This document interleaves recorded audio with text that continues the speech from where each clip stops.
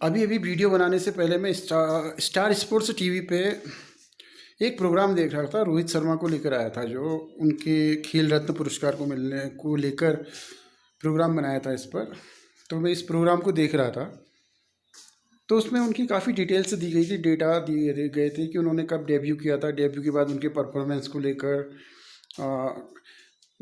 इस श्रृंखला में कितने अच्छे रन बनाए या कितनी कितने ज़्यादा रन बनाए गए थे। श्रृंखलाओं का ब्यौरावार क्रमबद्ध तरीके से इसका डिटेल दी गई थी, अपडेट दिए गए थे।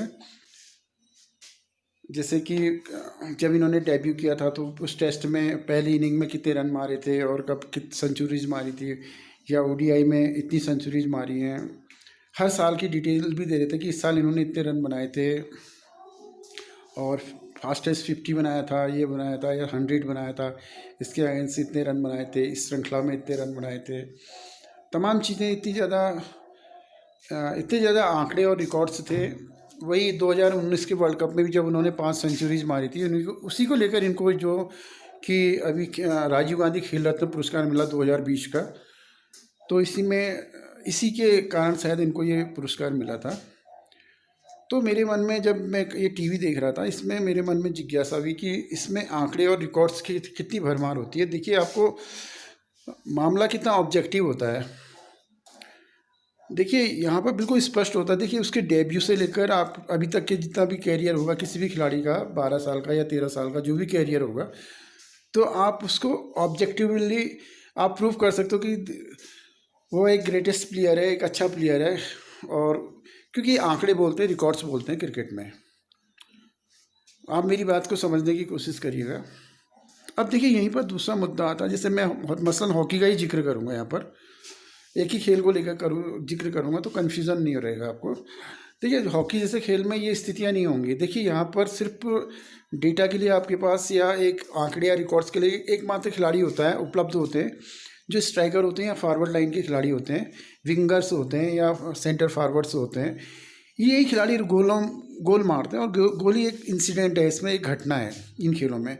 तो आप महज इतना ही कह सकते हैं इसको लेकर कि इन्होंने इस टूर्नामेंट में इसके खिलाफ इतने गोल मारे थे, या हैट्रिक की थी, या ज़्यादा से ज़्यादा बड़ी घटना है तो एक हैट्रिक की घटना होती है, या इस साल इन्होंने इतने गोल मारे थे इस टूर्नामेंट में। ज़्यादा से ज़्यादा आपको सीधे साधे ढंग से आप बहुत ही शॉर्ट टाइम में, बहुत ही कम टाइम में इसकी डिटेल दे सकते हैं कि अमुक खिलाड़ी ने इतना ऐसा परफॉर्मेंस किया था। वो भी सिर्फ इसका श्रेय सिर्फ वहाँ पर भी स्ट्राइकर ही ले सकते हैं, और खिलाड़ी नहीं ले सकते। अब जैसे मिडफील्डर हैं या बैक डिफेंस के प्लेयर है, डिफेंडर है। अब देखिए साहब, आप उनकी काबिलियत के लिए बहुत ही सब्जेक्टिव मामला हो जाएगा। आपको या तो आप खेल की गहराई समझते हैं, पकड़ते हैं, तब तो आपको बहुत आसान होगा। अगर उसकी क्वालिटी या उसकी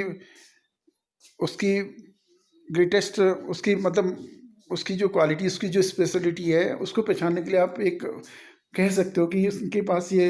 लेकिन उसके लिए आपको बहुत सब्जेक्टिव होना पड़ेगा। या तो आप उस खेल को गहराई से जानते हो, समझते हो, तभी आप उस प्लेयर के बारे में कोई टिप्पणी कर सकते हैं, वो कर सकते हैं। एक आम प्लेयर, आम दर्शक या उसके बारे में कोई भी राय नहीं बना सकता है।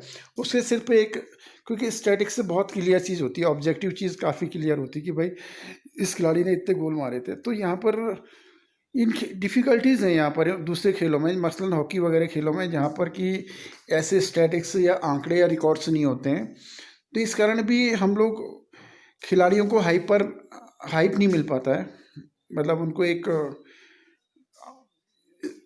जो नाम होता है वो नहीं मिल पाता है इस कारण से। और क्रिकेट जैसे खेल में क्योंकि स्टैटिक्स और आंकड़े और रिकॉर्ड्स जो होते हैं, इसका बाहुल्य होता है, एक बड़ी तादाद में होती है चीज़ें, कि आप बहुत ऑब्जेक्टिव ढंग से किसी को भी प्रूव कर सकते हैं कि फलां खिलाड़ी इतना स्पेशल है, इतनी क्वालिटी है उसमें। लेकिन यही दुर्भाग्य यहाँ पर क्रिकेट में ये खूबी है कि हम लोगों को काफ़ी आसान हो जाता है समझना, क्योंकि वो ऑब्जेक्टिव मामला होता है काफ़ी। और दूसरे खेलों में बहुत मुश्किल होता है। इसके लिए खेलों की बहुत पर्याप्त समझ होनी, जिसके पास होगी शायद वही इन चीज़ों का आकलन कर पाएगा, मूल्यांकन कर पाएगा।